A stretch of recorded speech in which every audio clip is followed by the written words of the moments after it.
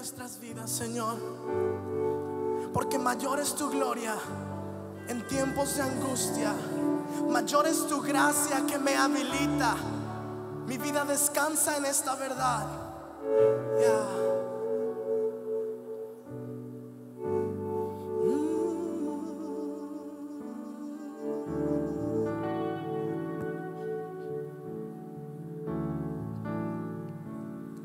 Mayor es tu gloria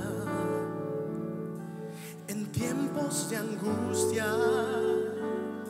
Mayor es tu gracia que me habilita. Yo caminaré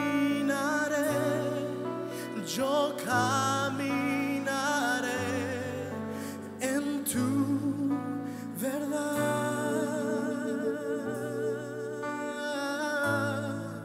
en tu verdad.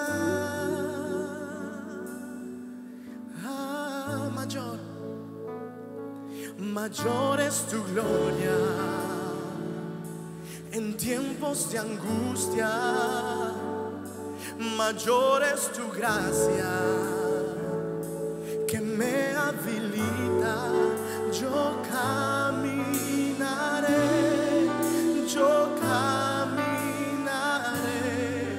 en tu verdad.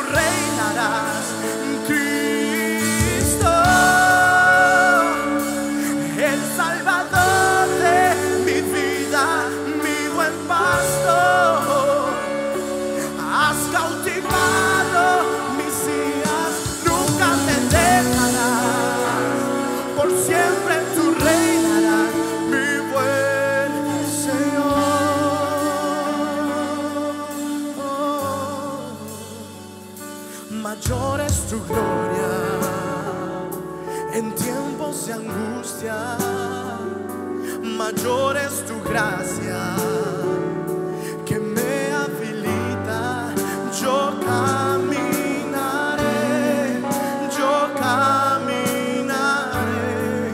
en tu verdad, en tu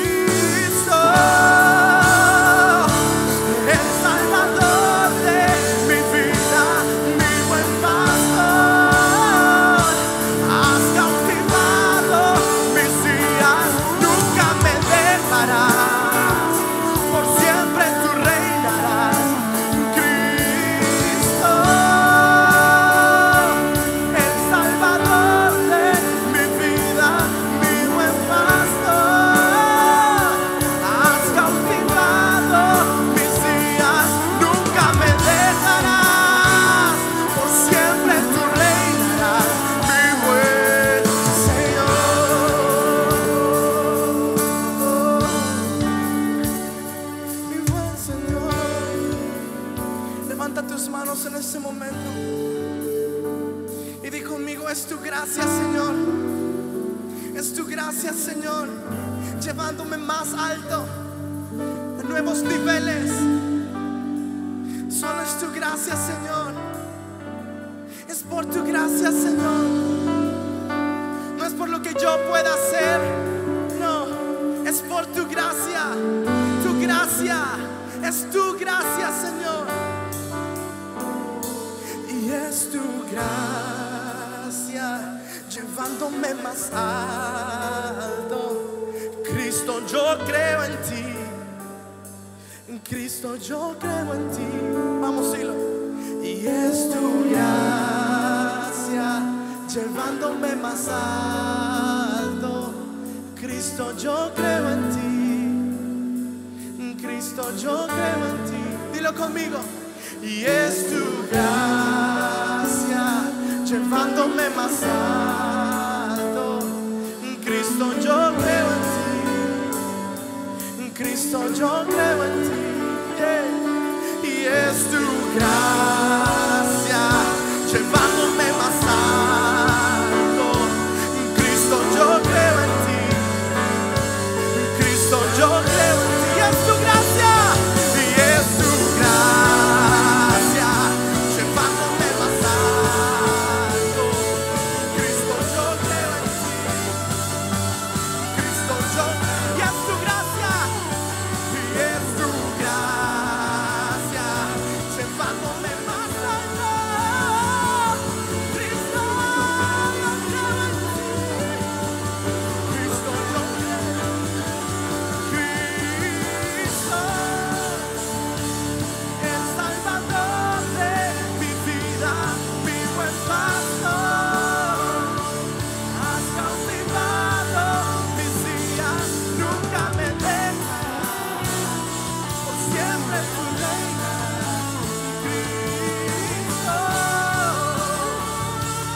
el Salvador de mi vida, mi buen pastor. Has cautivado mis días, nunca me dejas. Por siempre tu reina, mi buen Señor.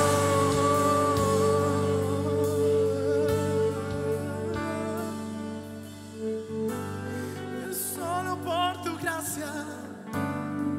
Tú me llevas, Señor, tú me llevas, Señor. Y es tu gracia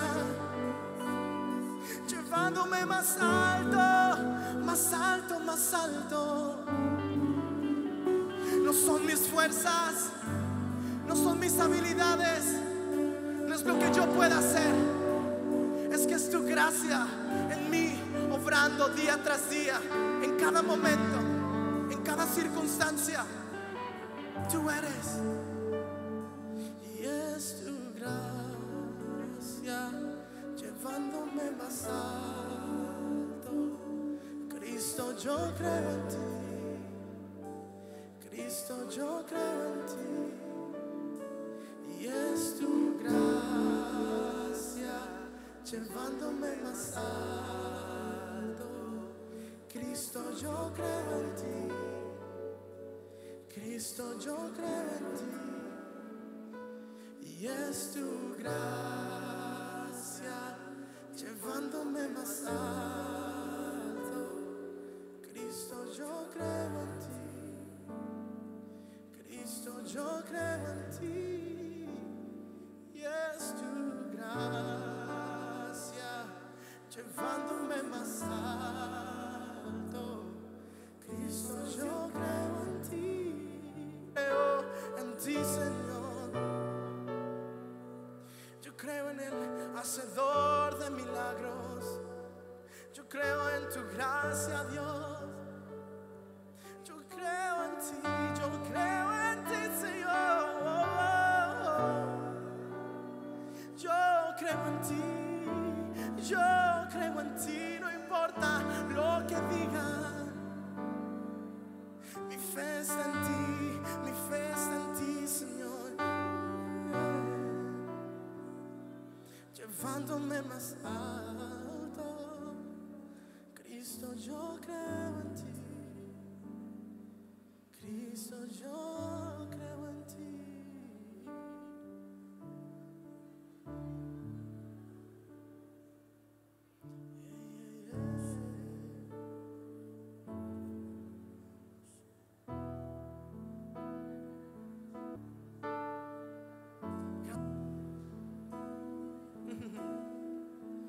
Vida y amor, brindas luz en las tinieblas y lanza cada corazón dolido.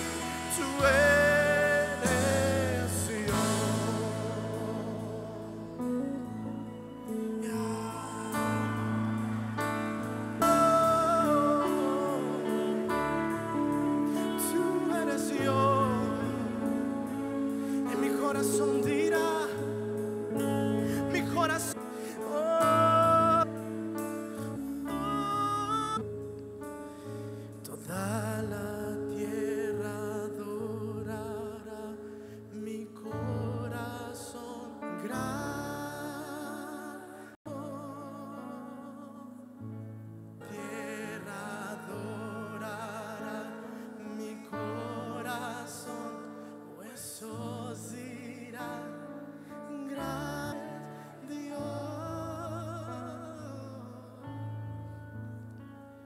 Toda la tierra adorará, mi corazón, huesos dirán.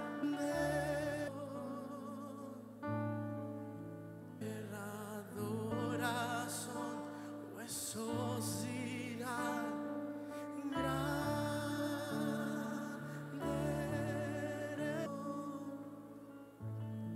Vamos a dar un tremendo aplauso a nuestro Dios en esta mañana. Qué maravilloso Dios tenemos, grande, y que nos ha hecho. Y no vamos a perder este momento, no vamos a perder este ambiente mañana. Excelente, puedes sentarte. Las luces esta mañana para nosotros es un gran privilegio poder presentar ante ustedes a el gran, podemos decir, doctor Alfredo Cerez, quien nos trae la primer plenaria de este. Una bendición tenerlo, conocerlo, llamarle nuestro amigo. Gracias, gracias. Le cedemos el micrófono para que él presente su plenaria. Gracias. ¿Cómo están? Como que todavía están dormidos o no les dio tiempo de desayunar. A ver, otra vez. ¿Cómo están? Bendecidos, expectantes de lo que Dios está haciendo, va a hacer. La verdad estamos muy contentos por ese tiempo. CCI, toda casa, hemos estado preparando durante todo un año. Termina el Congreso Profetas e inmediatamente empezamos a preparar y expectantes en lo que Dios está haciendo. Y estamos muy emocionados porque cada congreso Dios nos lleva de gloria en gloria, de nivel de entendimiento mayor, en expectativas mayor. Y la verdad estamos sorprendidos de lo que Dios está haciendo y va a hacer. Y queremos que durante todo este tiempo tú estés abierto, porque Dios quiere un nuevo nivel de revelación, nuevo nivel de gracia. Amós capítulo 3 versículo 7 dice que el Señor no hará nada sin que antes revele sus secretos a sus siervos los profetas. Ahora, lo que quiere decir es esto: Dios tiene planes gloriosos, Dios tiene planes extraordinarios para nosotros, sus hijos, pero antes que lo empecemos a vivir, antes que lo entendamos, Dios empieza claramente entendimiento de cómo Él va a actuar y qué es lo que va a hacer. Isaías, el profeta, dice que Dios anuncia cosas nuevas antes que salgan a la luz, antes que las veamos, antes que las conozcamos, antes que estén en los periódicos, para que sepamos que Él es Dios y que todo lo que Él hace no es producto de la casualidad. Dios no es un Dios que improvisa. Dile al que está: no tengo nada que hacer hoy en la mañana. Se me ocurrió enviar una palabra profética y un nuevo. Cada cosa Él lo ha planeado. Este congreso de profetas levantados, como les mencioné hace un rato, no nos hemos pasado. No empezamos la planeación. Es una planeación que venimos haciendo desde que termina el congreso anterior. ¿Qué vamos a hacer? Invitar oradores, crear nueva música o lo que Dios está haciendo. Igualmente Dios dice: yo lo anuncio para que cuando vengan ustedes crean. Capítulo 12 es el llamamiento que Dios le hace a Abraham y le dice: sal de tu tierra y de tu parentela y la casa de tu padre, porque haré de ti una gran nación, familia de la tierra. Entonces Dios le está diciendo: Abraham, yo tengo en ese proyecto, quiero que tú empieces a caminar, porque yo quiero enseñarle a toda una nación, a todo el mundo, mi plan y propósito. Génesis capítulo 15. Han pasado 10 años, saliera, y en esos 10 años Abraham ha estado caminando por la tierra de promesa. Génesis capítulo 15, Dios ha bendecido económicamente a Abraham. Es rico en oro, es rico en plata, tiene más de 300 siervos a su servicio. Llega el momento en que Abraham dice: Dios, tú me has dado tanta riqueza, cumplir tus promesas, pero a la misma vez estoy triste porque todas estas riquezas, todas estas promesas van a quedar en manos de un esclavo nacido en mi casa llamado Eliezer. He querido, hay algo que todavía está en mi corazón, y es tener un hijo, y tú no me has dado un hijo. Entonces Dios le dice: no habrá esclavo el que te va a heredar casa, un hijo tuyo. De Sara, tu esposa, con Abraham. Y dentro de ese pacto le dice: mira, toda esta tierra que tú has estado caminando por esos 10 años, yo los voy a dar a ti y a tu descendencia como heredad perpetua. Toda esta tierra que en estos años has estado pisando, toda esta tierra que tú has recorrido, va a ser tuya. La razón que te he traído caminando esos 10 años es un proceso para que poseas lo que yo le voy a dar a tu hijo. Entonces, Abraham está muy emocionado porque al fin va a tener un hijo y toda esa tierra va a ser suya, y quiere correr, pero dice: espérate, Abraham, sí te la voy a dar a ti, sí va a ser de tus hijos, pero no ahorita. Y en Génesis 15 le dice: mira, tu descendencia va a estar esclava en una nación, y dentro de 400 años yo las sacaré de esa nación con gran poder, con gran gloria, con gran riqueza, y yo le daré a tus hijos su tierra para que la posean. Que alguien te empieza a profetizar y dice: Dios tiene un gran ministerio para ti. El negocio que tú has pensado levantar, pero no ahorita. Porque eso fue lo que le dijo Dios a Abraham en Génesis capítulo 15. Tus hijos estarán en una nación, está hablando de Egipto, y dentro de con gran poder y riqueza, para que posean esa tierra de promesa. Abraham, lo que él estaba planeando, pero dentro de 400 años. Quiero que entiendas algo. Hay planes específicos de Dios para tu vida, inmediatos y a largo plazo. Dios está poniendo en tus bisnietos dentro de 400 años. Tal vez tu mentalidad solo abarque el próximo lunes. Dios está hablándole, porque Él no hará nada sin que antes revele sus secretos a sus siervos, los profetas. Cada evento, cada circunstancia que dio era un plan definido de Dios. Lo que pasó con José, cuando lo venden sus hermanos, está falsamente y está en la cárcel. Era un plan previamente organizado para preparar el camino. Y llega el momento en que José dice a sus hermanos: no fueron ustedes los que me vendieron, sino era Dios que me envió delante de ustedes. Si un viniera y apenas vamos los primeros 100 años de lo que Dios dijo a nuestro abuelo Abraham. Definido. Cuando venga, lo crean. Éxodo capítulo 2 dice que uno, hijo de Leví, se casó con un hijo Ahora, era un momento de crisis, era un momento de opresión, era un momento en que el faraón había mandado que cualquier niño que naciera varón debería de morir.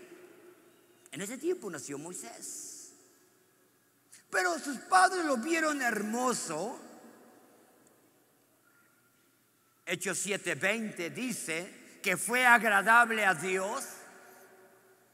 Y se les ocurrió a esta pareja esconder por qué. Era un plan definido de Dios. Un plan definido de Dios. Cuando ya no lo pudieron esconder, tal vez era muy llorón, tuvieron la gran idea de ponerlo en una canasta en el río Nilo.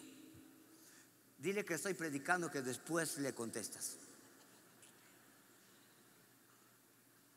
Y mientras lo ponen en esta canasta, a la hija del faraón le dieron ganas de ir a bañarse, hacía mucho calor. Y mientras estaban bañándose, le dieron ganas de ser madre soltera. Se le ocurrió, tengo ganas de ser madre soltera. En eso que está pensando en ser madre soltera, ve flotando en el río Nilo una canasta, que alguien que dentro de la canasta está llorando. Y era un niño y le puso a Moisés. Y él sabe que se parece a los hebreos.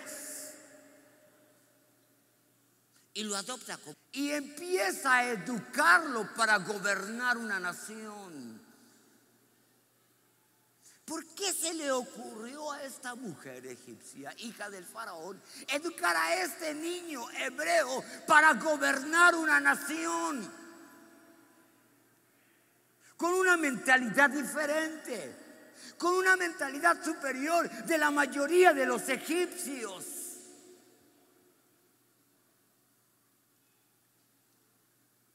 Como un hijo de faraón, con una mentalidad de gobierno.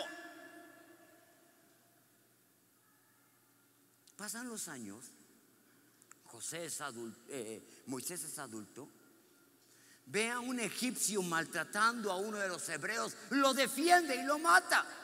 Al otro día ve a dos hebreos o dos judíos peleándose. ¿Por qué pelean entre ustedes si son hermanos? Uno de ellos dice: ¿qué, me vas a matar como ayer mataste al egipcio? Yo pensé que nadie se había dado cuenta. Huye 40 años al desierto. Éxodo capítulo 3. Dios habla a Moisés a través de una zarza y le dice 3 cosas o 4 cosas. He visto la aflicción de su clamor, he descendido a librarlo y a ti te envío, porque hay una promesa que yo le hice a Abraham hace 400 años. Dios, pero no me van a hacer caso, no me van a caer. Ahora es interesante la situación de Moisés. Los egipcios no querían, porque se parecía físicamente a los esclavos hebreos. Los egipcios no querían a Moisés porque se parecía a los hebreos, porque se parecía a ellos, pero pensaba como egipcio. Sí, pensaba como egipcio, no como esclavo. Se parece a nosotros, pero no piensa como nosotros. Mientras que los egipcios decían: piensa como nosotros, pero no se parece a nosotros. Se lo rechazaban. Moisés se sentía frustrado. Con quien he sido educado me rechaza porque no me parezco a ellos. Y a quien me parezco me rechaza. ¿Por qué? O no te pareces o no piensas. Era la situación de Moisés. ¿Conocen la historia? Con mano poderosa y con gran riqueza, como Dios le había dicho a Abraham, el pueblo de Israel sale de Egipto, van por el desierto, están a un paso de heredar, están a un paso que más de 400 años de palabras proféticas están por cumplirse. Números capítulo 13. Están a un paso. Están a un paso. Otra vez. Están a un paso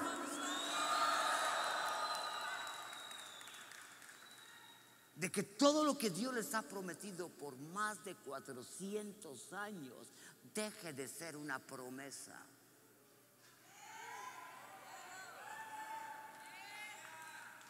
Deje de ser una promesa. Ahora, una promesa siempre tiene que ver con el futuro, nunca con el presente o el pasado. Hace un tiempo Dios me dijo: está llegando el tiempo en que las promesas dejarán de ser promesas, presentes, tangibles, medibles y visibles.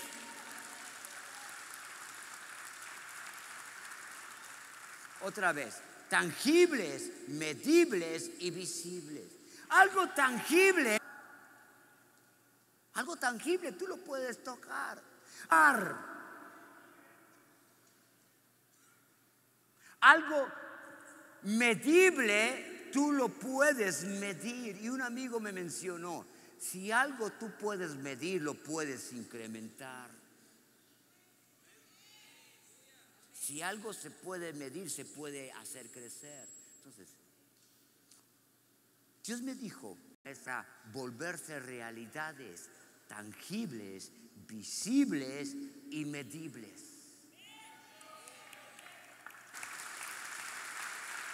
Ahora, están a un paso. Solo necesitan que dar un paso. Y todos esos de más de 400 años de promesa se vuelven realidad. Entonces Moisés le envía 12 espías a inspeccionar la tierra de promesa. Están por 40 días en esa tierra prometida. Números 13 dice que cuando regresaron, todos los 12 espías llegaron diciendo: todo lo que Dios ha dicho es verdad. Es una tierra de bendición, es una tierra de abundancia, es una tierra que fluye leche y miel. Y 2 de esos hombres grandes, fornidos, acostumbrados al trabajo duro, vienen cargando entre 2 un racimo de uvas. Piensa por un momento en ese racimo de uvas. ¿Qué tan grande sería? ¿O cuánto pesaría? ¿Pesaría 1 kilo? 2 kilos. Tal vez pesaría entre 60 a 100 kilos. Los fornidos tuvieran que cargarlo. No era un racimo de uvas de 1 kilo. ¿Cuántos de ustedes han visto un racimo de uvas de 60 a 80 kilos?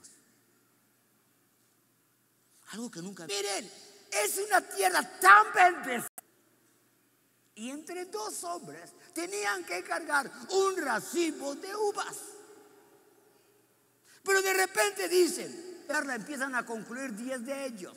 Porque están los hijos de Anac, hombres grandes, gigantes, fuertes. Y nosotros nos vimos a nosotros mismos como chapulines o langostas. Y porque esa era nuestra identidad, porque esa era nuestra conclusión, porque así nos vimos nosotros, así nos vieron ellos. Espérame, a un paso de que todo lo que Dios les ha prometido por más de 400 años se vuelva una realidad. Y la conclusión de 10 de ellos es: no importa desde cuándo Dios lo haya dicho, lo que él no sabía es que había gigantes. ¿No sabía? Sí sabía. No importa cuánto Dios lo ha profetizado, no importa cuánto Dios lo ha anunciado, no. Y Números 13 dice que empezaron a hablar mal de la tierra de promesa. Empezaron a hablar mal de la bendición. Empezaron a hablar mal de lo que se les había profetizado. Una pregunta, mesa. ¿Cuántos de ustedes han hablado mal de la bendición de Dios? No, ¿cómo? Yo nunca haría eso. ¿Cómo que yo voy a hablar mal de la bendición? ¿No ves que tengo más de 400 años esperándola? Dice que empezaron a hablar mal de la bendición, pensando matar a Moisés y levantar a un caudillo que los regresara a Egipto. Mira lo que decían estos hebreos o el pueblo de Israel. Sí, Moisés, tú nos sacaste de la tierra en Egipto, el faraón nos quería matar, y ahora en el desierto tú nos quieres matar porque piensas igual que el faraón. Te pareces a nosotros, pero no piensas igual que nosotros.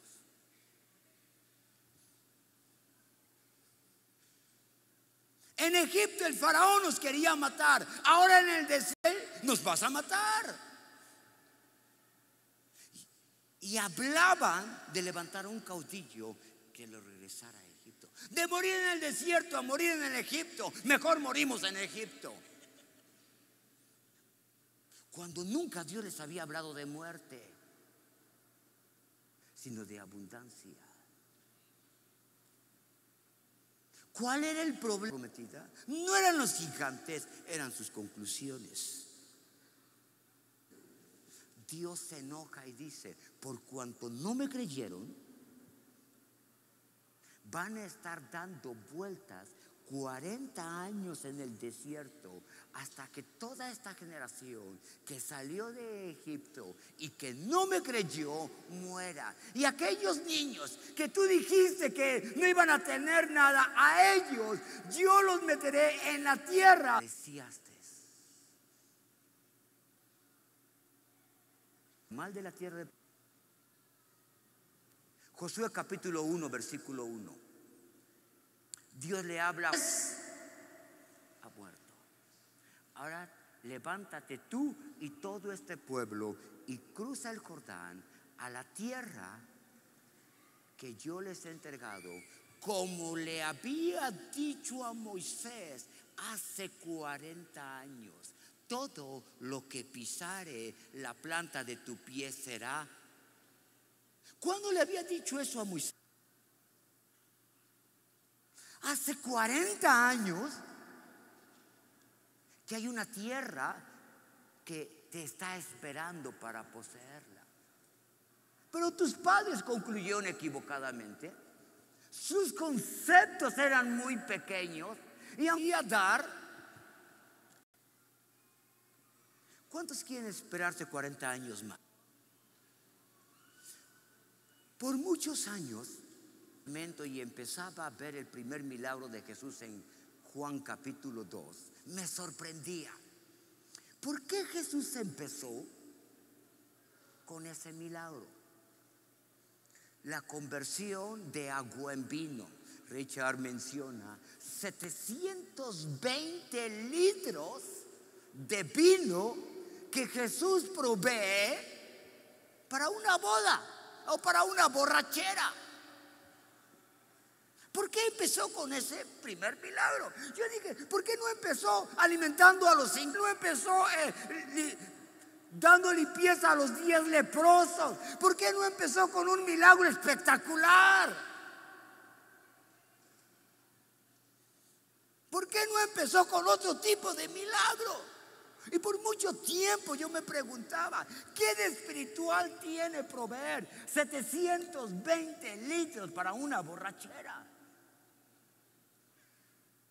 Estudiando, Juan capítulo 2 dice 3 días después de esto, o al tercer día. Y yo me pregunté, Juan capítulo 2, 1, al tercer día ¿de qué? Si tú empiezas a leer los últimos versículos del capítulo 1 de San Juan, viene con uno de sus amigos y le dice: hemos llamado al Mesías, a quien Moisés habló de él y los profetas, a Jesús de Nazaret. Ese amigo le dice: ¿qué de ese rey? Y muy escéptico, porque él está frustrado de lo que está viendo en su tiempo. Está viviendo. Viene a escuchar a este nuevo predicador del rancho polvoso de Nazaret. Porque dijo, algo bueno puede salir de ahí. Y mientras viene, Jesús le ve de lejos y le dice, he aquí un verdadero judío donde no hay engaño. Él dice, ¿qué? ¿De dónde tú me conoces o qué? ¿Quién te vino con el chisme? Y le dice, antes que Andrés te llamara, yo te vi debajo de la higuera. Y le empieza a decir lo que hay en su corazón. Se extraña, Señor mío, Dios mío, realmente tú eres el Mesías. Cálmate, cálmate. Solo porque te di una palabra profética creíste. No, espérate lo bueno. Porque de hoy en adelante verás el cielo abierto y ángeles que suben y bajan al Hijo de Dios. Porque te di una palabra profética, Natanael, creíste. Espérate para ver las bodas. Y el primer milagro, este milagro no es un milagro de sanidad, tampoco es un milagro de conversión o de Dios no provee algo o que no provee algo. Principalmente es un milagro de transformación. Y te voy a explicar por qué. Hay tres características del agua. No tiene color, no tiene sabor, no tiene olor. Son las tres características básicas del agua. Insabor, insilla, que desde pequeño la aprendimos. H2O. Una fórmula muy sencilla. Lo sabemos desde la primaria. No tiene sabor, no tiene olor. Son las características del agua. Hay tres características del vino: su color, su sabor y su buque u olor. El primer milagro de Jesús no es un milagro de sanidad, no es un milagro de provisión, es un milagro de transformación.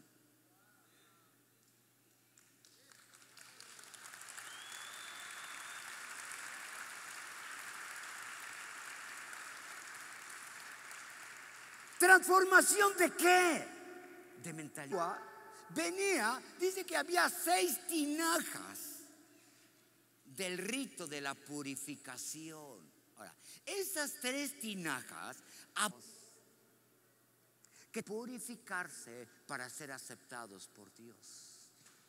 Un conjunto de normas, reglas que tenían que cumplir como judíos. Son mentalidades que no te permiten poseer la tierra, quieren llevar. El problema era su mentalidad. No podemos.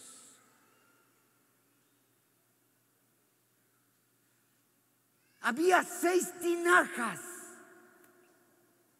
Jesús les dice, llénalos hasta arriba. Espérame, Jesús, mira, no entendiste.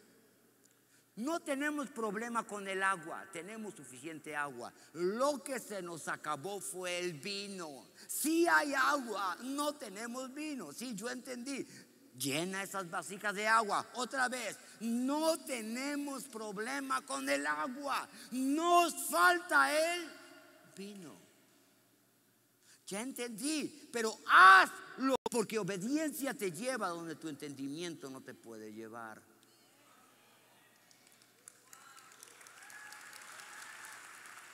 Bueno, ya la llené, ¿y ahora qué? Pues dásela al director del evento. Me lo va a venir pidiendo vino y yo le estoy dando agua. Tú haz lo que te estoy diciendo solamente. Y cuando le llevaron esa agua, la empezó a tomar. Rico vino. ¿Qué le trajimos? Agua. ¿Por qué dijo vino? Pues no sé, a ver, pruébalo. Hoy sacamos de la tosera. Sigue leyendo la historia, dice, y este principio de milagros comenzó a hacer y manifestó su gloria. A ver, espérame. ¿En dónde estuvo la gloria? ¿En dónde estuvo la gloria? En el cambio de mentalidad. En el cambio de mentalidad. Este milagro es un milagro de transformación. Porque tu mentalidad no te puede, la mentalidad que tienes es insuficiente, es limitada para poseer lo que Dios quiere darnos.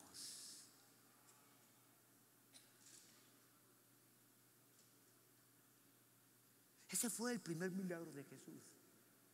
Más que proveer vino, cambiar mentalidades. Ahora, interesante,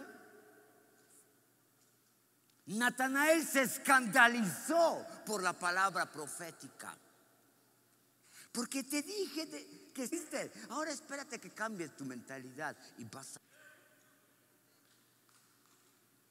De julio, y el Espíritu Santo empezó a hablarme y me hacer hace 40 años.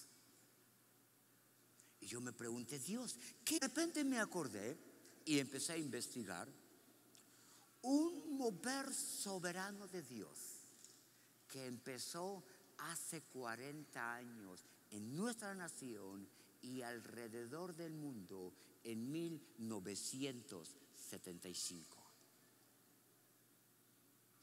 Por el año 72-73 empezó un mover en Estados Unidos de Jesús.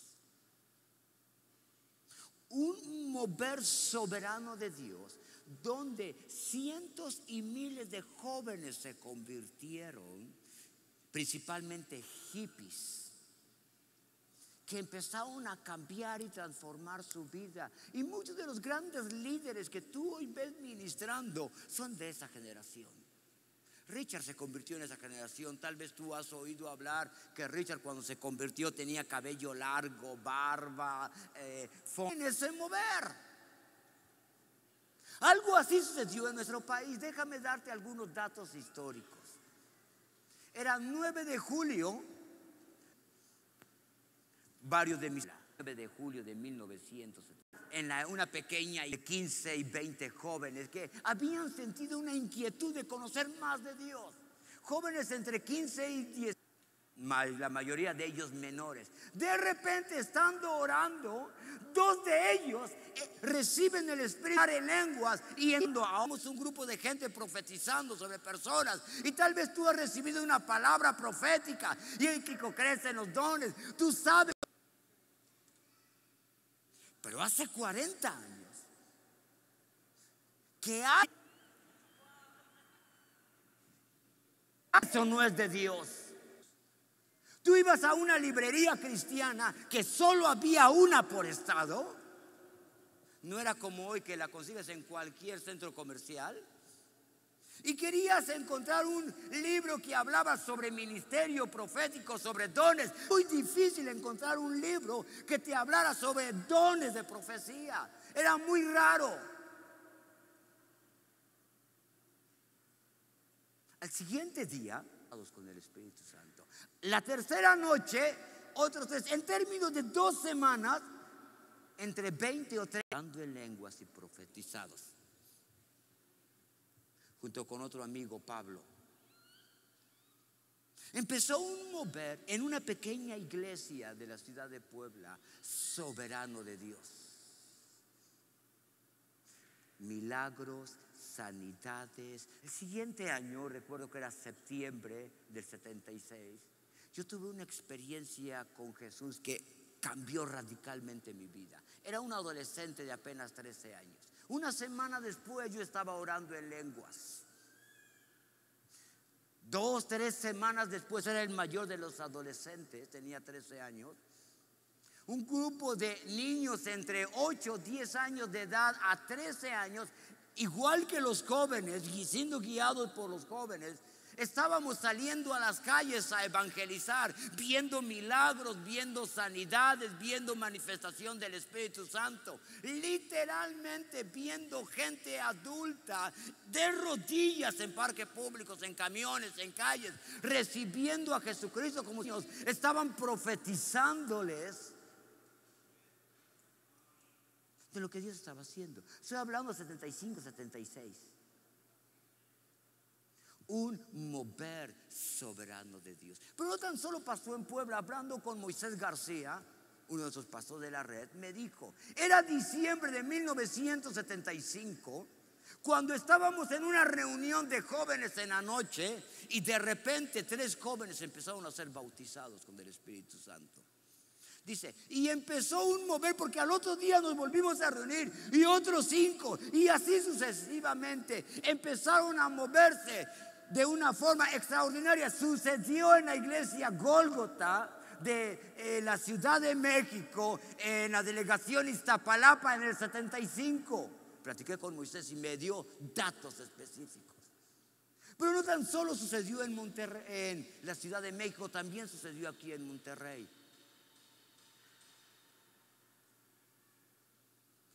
En esos años 75, 76 empezó un mover soberano de Dios.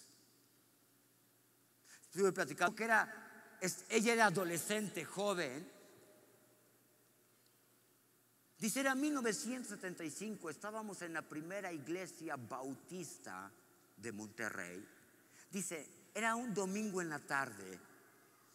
La iglesia estaba llena. Estábamos saltando, levantando nuestras manos, adorando a Dios. Estábamos llenos por el gozo de la presencia de Dios. Dice, alguien vino, un líder bajó y dijo, jóvenes irrespetuosos, ¿qué están haciendo? ¿Cómo que están aplaudiendo? ¿Cómo que están levantando sus manos en la casa de Dios? Dice, nos corrió. Salimos y fuimos 3 calles, lo que era Juárez y 5 de Mayo, aquí en la ciudad de Monterrey, a un café que tenía 3 años antes que se había fundado, Café Jezreel. Los que son de Monterrey lo ubicarán, Café Jezreel,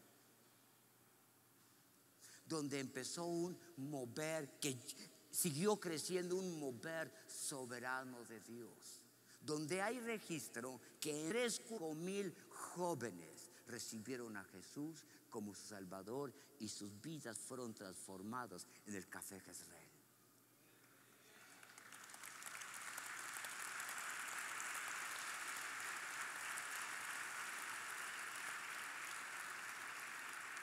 Un mover soberano. Eso mismo también pasó dentro de la iglesia metodista. Un maestro reconocido, misionero del Instituto Juan Wesley, el hermano Roger Walker, fundador de Castillo del Rey, que el año pasado cumplió 40 años de ministerio.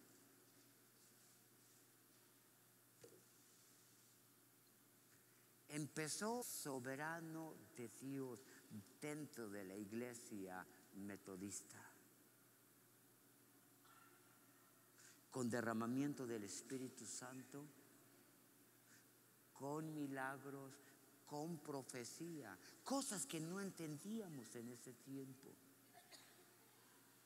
No importa si era iglesia bautista, metodista, presbiteriana, pentecostés. Por esos años también en el sur del país, en Chiapas, empezó un mover soberano con algunos jóvenes. Jesús,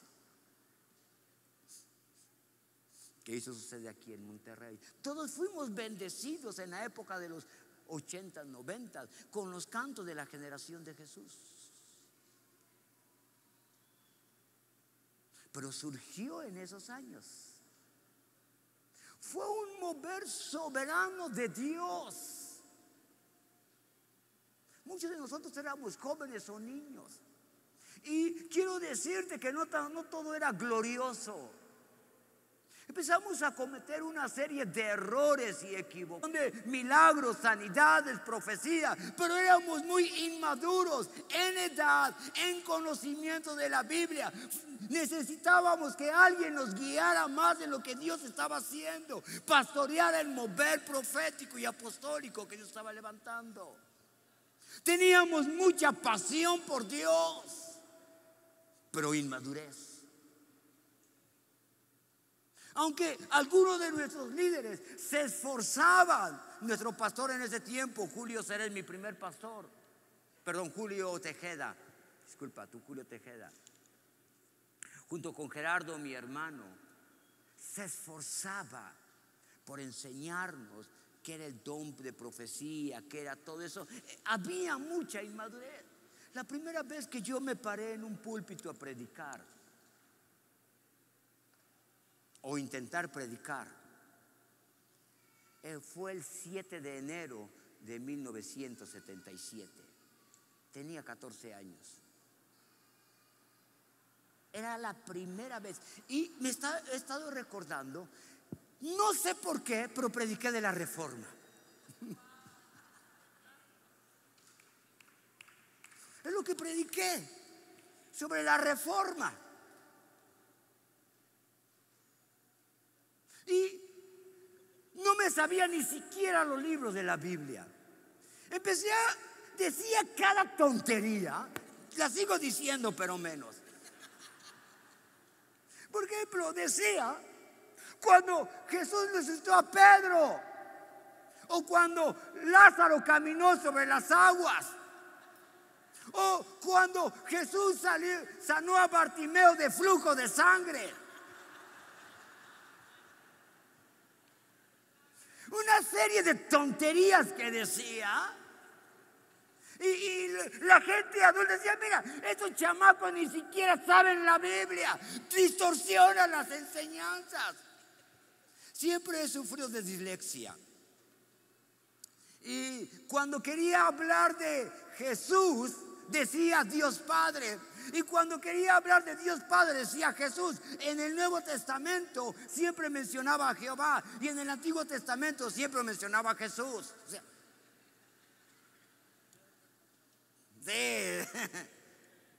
siempre cambiando cosas. Había una pasión por Dios, pero había inmadurez en edad, inmadurez emocional, inmadurez en el entendimiento de la Biblia, aunque había una pasión por lo que Dios estaba haciendo. Y recuerdo un evento, créanme que en ese yo no fui, no me dejaron ir, en una ciudad cerca, en el mismo estado de Puebla, donde había un evento con jóvenes, una campaña juvenil o algo así de la organización. Y había una alabanza extraordinaria como la que tuvimos ayer. La presencia de Dios se manifestaba. Los jóvenes alabanza. Una señorita empezó liberada en medio de la alabanza. Marcos capítulo ponía a este hombre, y los demonios entran en un hato de marranos y van. Y dice: los demonios entraron en los pollos de la hermana fulanita de tal. Este es un chiste, pero en ese tiempo no fue chiste, fue una realidad. Bueno, déjame contar la historia y después lo que acaba de pasar hace 2 meses. Los jóvenes fueron y mataron a los pollos de la hermana, porque los demonios habían entrado. Eso ocasionó tanto problema que lo estaba compartiendo hace 2 meses en un evento en la ciudad de Veracruz. Y uno de los principales líderes de esta organización, estando comiendo, me dijo: déjame contarte la otra parte de la historia. Dice: después de ese evento, como organización, mandamos a traer a su líder. Dice: yo estaba en parte de esa comitiva, o estuve en parte de esta lista. Mandamos a traer a su pastor y le dijeron: o tranquilizas a esos jóvenes o vas a tener problemas serios con la organización. O haces algo o tienes problemas. Nuestro pastor estaba en un conflicto. Era un mover auténtico de Dios. Era un mover soberano de Dios. Pero es cierto, estábamos cometiendo por nuestra inmadurez física, emocional, espiritual, una serie de atrocidades. Y empezaron a hablar mal de la tierra de promesa. Y platicando con Ezequiel, antes de escribir el libro del ciclo de 500, que toda esta historia lo incluyo en ese libro, le dije, ¿cuánto tiempo duró este mover? Al principio Ezequiel me dijo, entre 3 y 4 años. Dije, ¿no serían 40 meses? Me dijo, creo que sí. Creo que el fuego de este mover duró 40 meses.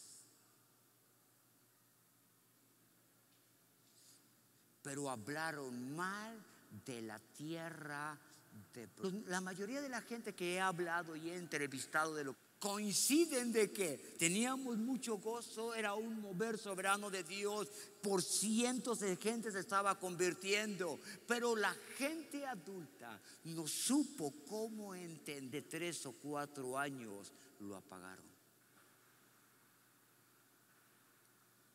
Hablaron mal de la tierra de promesa. Hace un mes estaba platicando con uno de los líderes nacional y de un mover de Dios, y me dijo, bueno, pero en esos 40 años no teníamos iglesias más de 500, 600 miembros. Ahora ya tenemos iglesias de 10,000 miembros en la República. Hemos alcanzado influencia. Tenemos gente, empresarios y profesionistas, cosa que hace 40 años no teníamos. Sí es cierto, hemos estado dando vueltas, pero no hemos influenciado el sistema educativo, el sistema social, el sistema político de la nación. No hemos influenciado donde Dios nos quería llevar. Es cierto que hemos crecido, es cierto que somos del 18 al 20%, pero no ha habido una transformación en la sociedad. Tenemos iglesias grandes,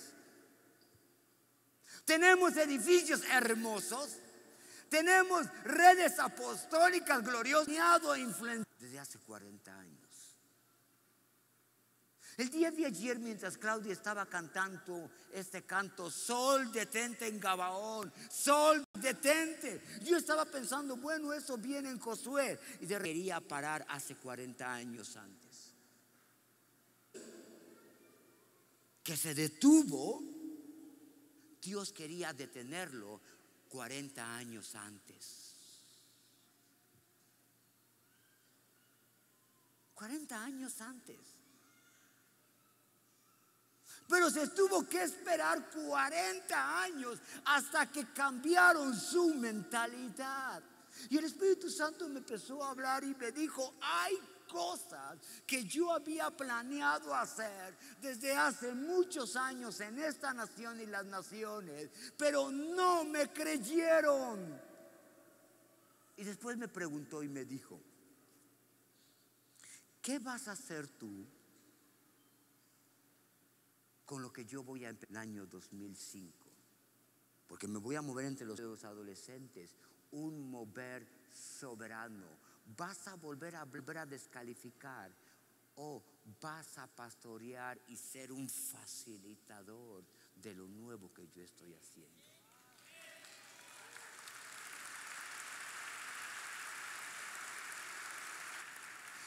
Hace 40 años Dios nos quería poner en un lugar de influencia en el área educativa, en el área social, en el área política, en la familia, en los medios de comunicación, lo que se refiere a las 7 montañas.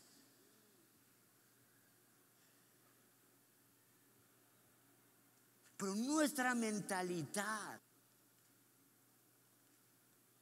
y por 40 años nunca nos ha faltado nada, Dios nos ha provisto de comida, el agua nunca nos ha. Gracias, su favor, a donde Dios nos quería llegar grandes. Es cierto que tenemos ministerios más grandes, pero no hemos cambiado la política de esta nación, cultura de esta nación.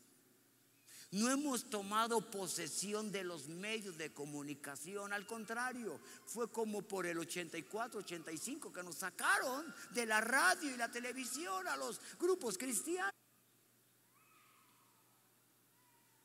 ¿Por qué?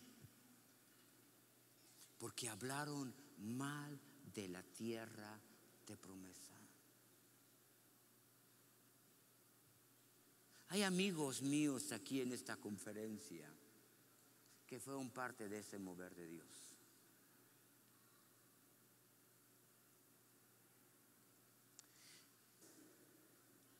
¿Cuál era mi fuerza hace 40 años? Es hoy. Yo te puedo decir, con la misma pasión, con el mismo fuego, con el mismo anhelo, es lo que tengo hoy.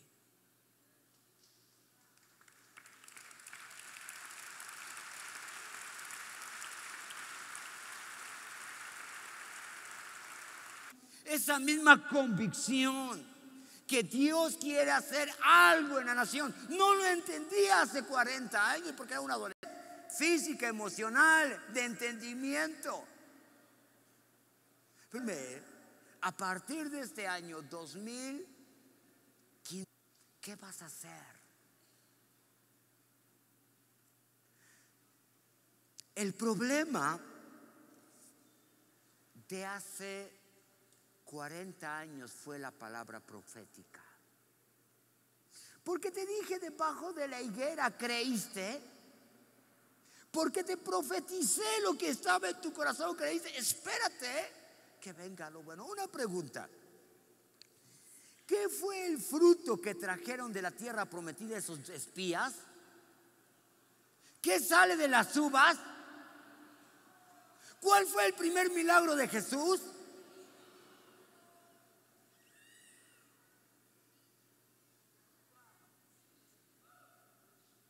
Hechos capítulo 2 dice que cuando llegó el día del Pentecostés, el Espíritu Santo se repartió sobre todos y la gente dijo: estos están.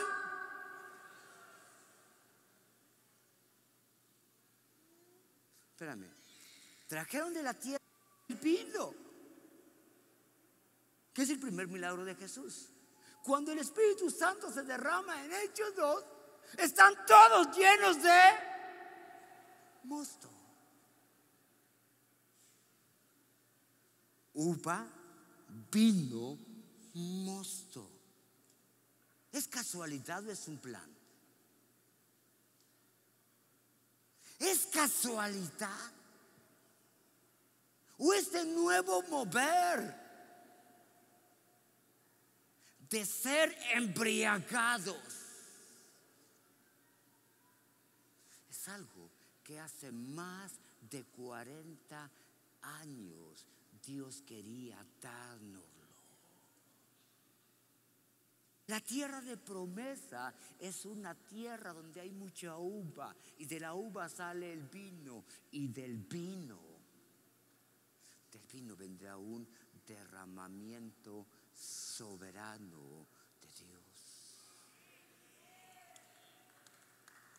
que transformará tu mentalidad.